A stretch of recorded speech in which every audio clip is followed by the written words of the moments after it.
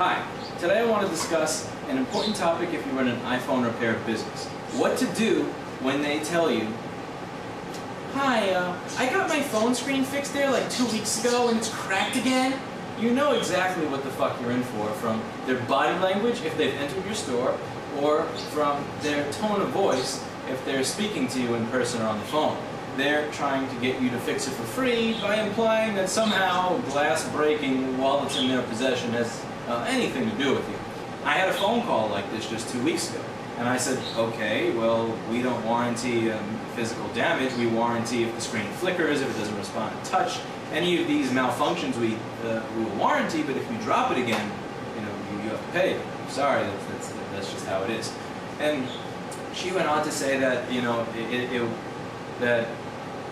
it just broke on its own. And I said, ma'am, it's physically impossible for glass to break on its own. Like, for example, see my window here? Let's count to 5.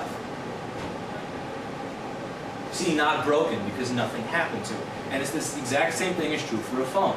The only way the phone is going to crack again, you put it in your pocket with your keys and somebody bumps into you, you drop it on the desk, because by the way, that's a lot of people's favorite line is, I just put it down on the table and it dropped. Here's how most average people put their phone down on the night table.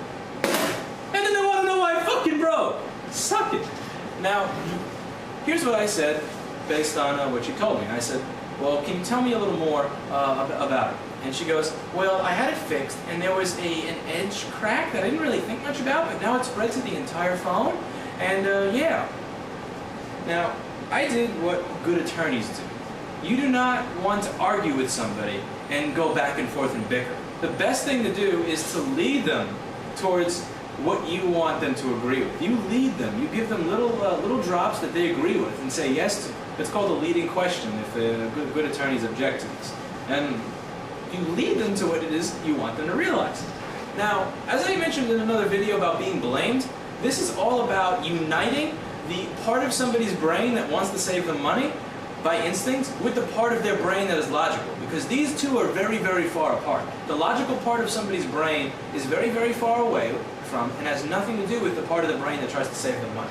But once you unite these two, you can get them you can just get them out of your hair.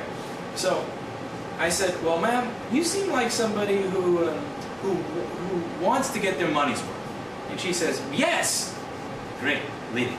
I said, you strike me as somebody who wants to make sure if they paid full price for a service that they got exactly what they paid for. And I respect that. And she goes, absolutely.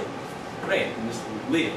And I go, well, you strike me as somebody who wouldn't give me $87.10 after spending 10 seconds looking at their phone if they saw a crack in it. I don't think that you would have given me $87.10 if I gave you back a cracked phone screen. And she goes, ah! And hangs up. Literally that noise. Ah! And hangs up. Because I fucking caught you in your lie, bitch. Also, by the way, I don't use the word bitch to describe women. I use the word bitch gender interchangeably to describe undesirable human beings. Whether they're female or male, an undesirable, degenerate human being, I will call a bitch. So I'm not using this as a sexist term. You'll often find me calling men bitches as well when they act in a similar fashion. So what I did here is I led this person to the logical part of their brain. Because she knows there is no fucking way in hell that she would have taken back a cracked phone and given me money. And I remember this particular individual because they spent 20 seconds looking at it and went, great! And threw out the screen protector before they left. That's not somebody that got a cracked phone back. Now, you may not have the luxury that I do as a business that's been open for 5 years. You may not have the luxury of a Yelp page with so many reviews that you don't really care if one little fuckwit, just gets pissed off that you won't do something for free. So you have to be careful in how you handle it. Now, admit, I curse a lot in these videos, but the reality is in real life, I don't actually curse at people. I don't even insult them. What I try to do is I try to, quote, kill them with kindness, which is leading them to the realization that they're being a complete fucking idiot without being condescending, without putting them down, without being arrogant to go, no, it's impossible. Why are you accusing me? Without any of that silly bullshit. And this really, really works because, again, a lot of people will ask me, if you have this abrasive attitude that you have all the time, how is it that you have so many good reviews? And that is why. Because, again, you can explain something to somebody in one of two different ways. My boss at Progressive Music taught me this. He had a partner in the business who I'm not going to name. They could both explain the exact same thing to somebody, and the older guy, they would want to murder after he explained it. And for Dave, they would be thanking him and saying, I want to do business with you again. And they're explaining the exact same concept. So here's how this conversation went for me. Now, again, you may not have the luxury that I do. I'm not bragging, but I have a reputation dating back to when I was 7 years old, doing all sorts of tech work for other people, before you could even look somebody up on the internet. So I get work even without the internet. And when it comes to the internet, if you just Google the name of the business, you'll see all these Google 5-star reviews, Yelp 5-star reviews. I don't have the same consequences for me as somebody would if they had one review and no reputation. Because if that person gets a 1-star review, they're getting screwed. So I have the beautiful luxury of being able to tell people to go fuck themselves or to go suck it if they're annoying. But you don't if you're starting out in this business. You don't. So you need to deal with people in a manner where they are not going to leave bad reviews. At the same time, you have to deal with people in a manner where you're not just getting down on your knees and blowing them when they complain.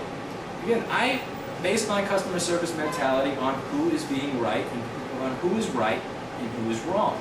And you do kind of have to become judge, jury, and executioner if you're doing customer service in this business, because if you always are on your side, you're going to be getting a lot of bad reviews. And if you're always on the customer side, here's what happens.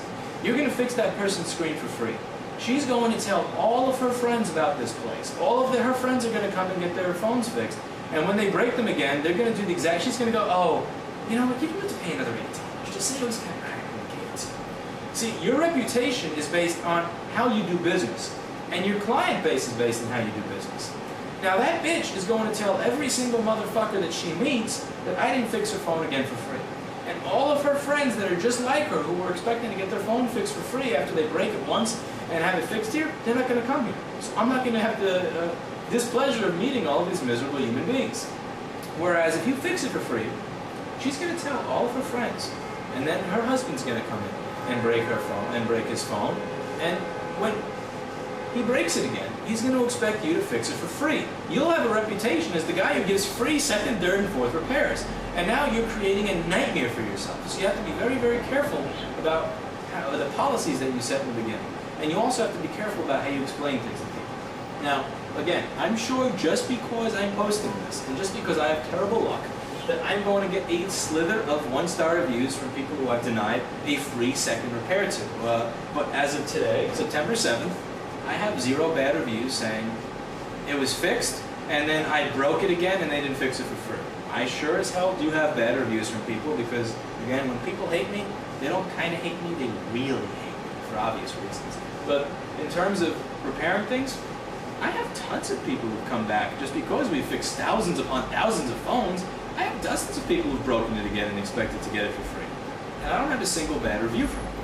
And it's because I've used this method of dealing with people.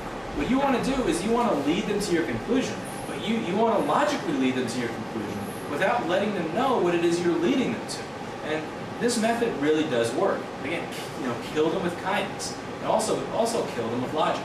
Don't run into it half-cocked going, defending yourself and defending your business and going, I've been technician for 10 years. I have not broken or put bad part in anybody's phone for 10 years. We only use the best parts here. Because nobody gives a flying fuck about that sanctimonious self-serving bullshit. What you need to do is combine the logical part of the brain, that chooses how much money they spend. So the way my business works, if you crack your phone again, and you walk in and it's cracked, very often if I remember you or I can bring you up in the system, I'll give you a discount. And on occasion, depending on how nice I am, I'll even give you 50% off. But if you walk in the fucking door accusing me of cracking your fucking screen a month later, suck it. You're going to pay full price. And I may even tell you that the screen's out of stock that day because I don't want to deal with you.